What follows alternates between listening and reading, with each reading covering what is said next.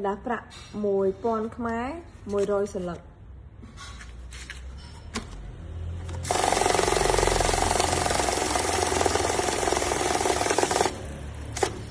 กระดาษประปรำรอยขมายมวยรอยสลักด้วยគ្នាអញ្ចឹងមកបងនេះគាត់មានតម្រូវការចង់ហប់លុយ smooth ល្អអត់តែស្អិតបងអាចយក model នេះបានហើយខ្ញុំធ្វើការ test ជាមួយនឹងលុយខ្លាំងៗឲ្យអញ្ចឹងករណីលុយខ្លាំងៗវានឹងលុតសញ្ញា code error បែបហ្នឹង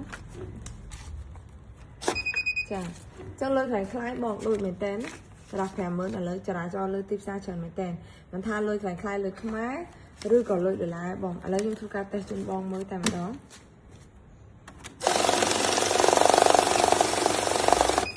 ចាំពេលដកខ្លាំងៗវាលោតអេក្រង់ error អញ្ចឹង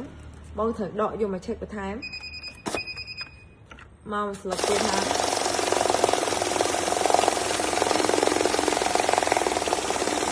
ចឹងលុយដែលស្អាតលុយដែលអត់មានស្អិតអត់តាក់ទេលុយដែលសុទ្ធគឺរាប់មក smooth ល្អអញ្ចឹងចឹងបងដែលគាត់មានតម្រូវការចង់បានម៉ាស៊ីនគាត់អាចតាក់ទងបានអានេះល្អព្រោះមែនតើម៉ូដថ្មីស្តុកថ្មីមានអេក្រង់ខាងចេះវាងាយស្រួលសម្រាប់កាមេរ៉ាចាប់បានច្រើនជ្រុងហើយយើងមានជាមួយនឹង display នេះជូនបងទៀតនេះ display នេះគឺសម្រាប់ឲ្យបងតឲ្យអតិជនបងមើលចេញពី counter បងហើយ model គឺដាំនៅលើនឹងតែម្ដង PSP 8600ធានារយៈពេល1ឆ្នាំនៅសេវាជួសជុល6ខែលើពីមុនណាហើយកន្លែងនេះក៏មាននៅលើនឹងដែរអញ្ចឹងបងអាចមើលបានពណ៌ស្អាតមែនតើមាំកម្រាំបងអាចមើលជាមួយនឹងកេសមើលជាមួយរូបរាងម៉ាស៊ីនជាក់ស្ដែងបានអញ្ចឹងបងមានតម្រូវការ